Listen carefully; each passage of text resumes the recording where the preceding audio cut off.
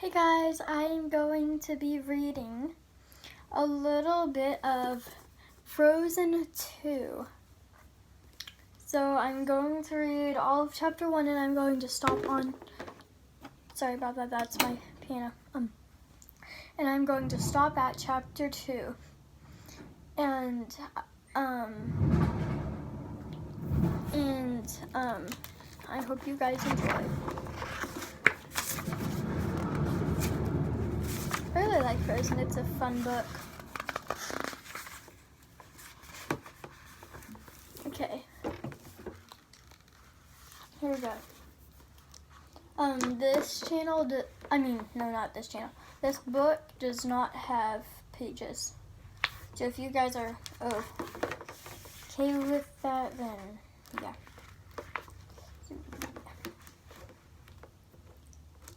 3, 2, 1.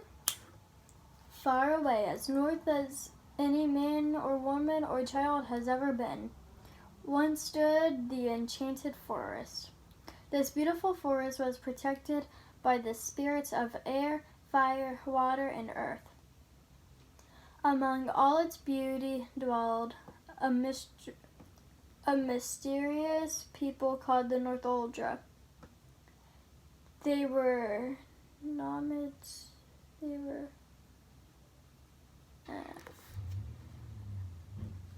If you guys know what that word says, then go ahead. I don't know. Who lived of the land and followed their reindeer herds, the reindeer herds, wherever they roamed, because the Northuldra were in harmony, not harmony. I'll be right back. I heard.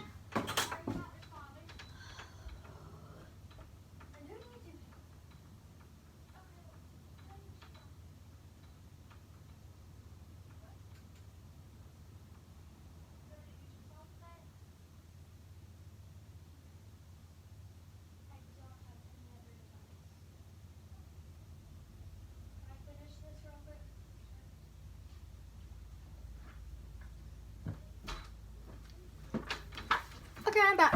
Sorry, it took so long.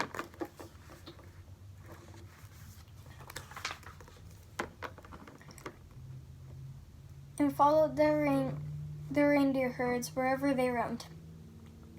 Because the Northuldra were in harmony with nature, it was though that they were magical. One day, ships arrived at the entrance to the fjord south of the enchanted forest. Wooden ships full of people who were determined, I think, to create a home for themselves near the water. Soon the kingdom of Arendelle came to be, and a magnificent castle was built for the royal family. The newcomers were welcomed by the Northuldra's ruler when he met with their king on a cliff as the sun set. The leaders firmly shook hands, and the meeting was seen by... No, I'm just going to skip this part, because this part will be way too long. I gotta find where chapter 2 is. Okay, this is way better, because that part would take a long time.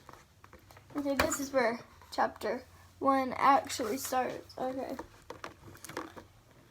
And that night I came home, King of Arendelle, King Agnar said. The king's candle cast flickering shadows on his face as he told the story. to his young daughters, Anna and Elsa. The girls were huddled together on Elsa's bed with their mother, Queen Iduna. Listen to every word their father said. Their eyes wide and their mouths hang open. Their mother drew them close to her. All three of them gathered under the comforting way of the scarf, of the queen's scarf. Yeah, I can't really read the word. Who Papa was the Whoa, Papa, that was epic, Anna said, collapsing on the bed as she pictured everything that had happened. Whoever saved you, I love them. That's weird. The king smiled at his little girl and wished he knew who it was.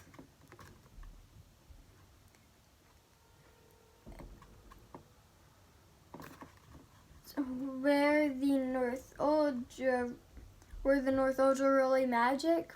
Elsa wondered.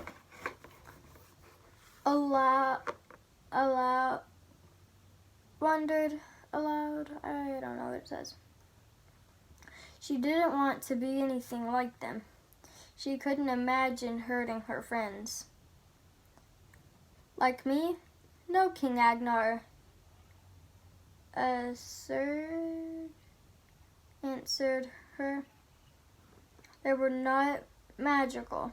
They just enjoyed the magic of the forest. What happened to the spirits? What's in the forest now? Elsa wondered.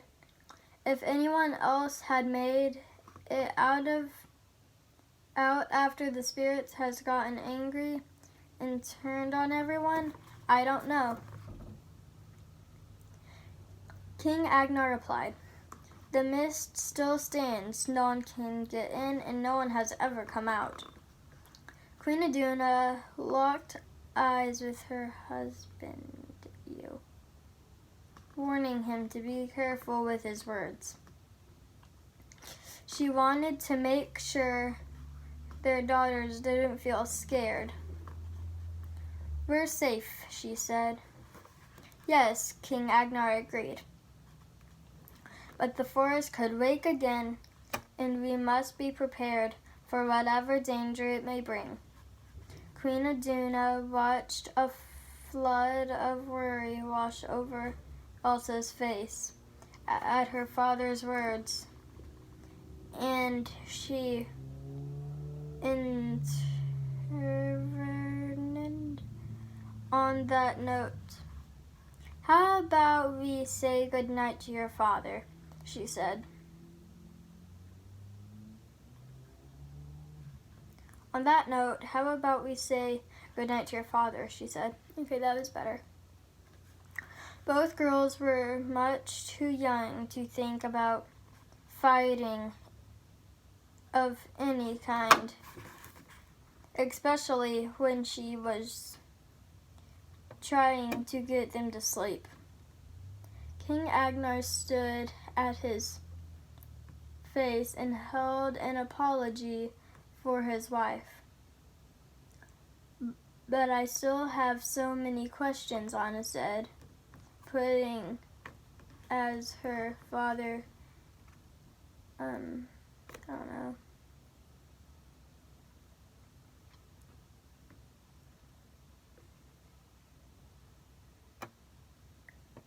Anyway.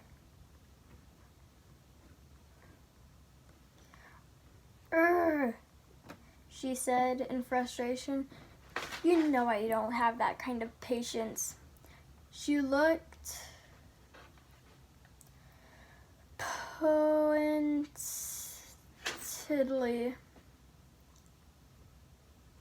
at Elsa, who nodded clearly agreeing with Anna about her lack of patience. Anna closed her mouth tight and scrunched her face. Her father, I don't know what it says. Then he walked out of the room as soon as the door shut. Anna stared in with her questions again. Why did the North Ultra attack us anyways? She asked her mother. Who attacks people who gives them gifts? Do you think the forest will awake again? What would the spirits think of my magic? Elsa asked, glancing up at her at her mother. A soft look came across Iduna's face as her own memory from the past swept through her mind. I wish I had that answer.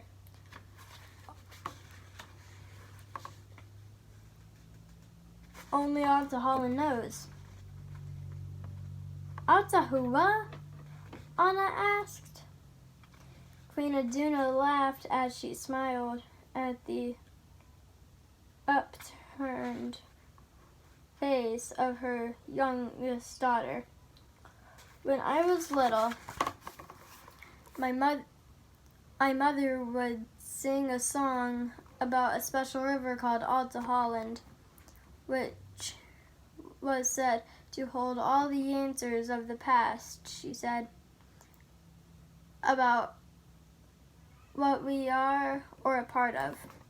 The sisters looked around at each other, and then two pairs of big blue eyes stared up at the queen. Okay, and that will be the end of this chapter. Bye!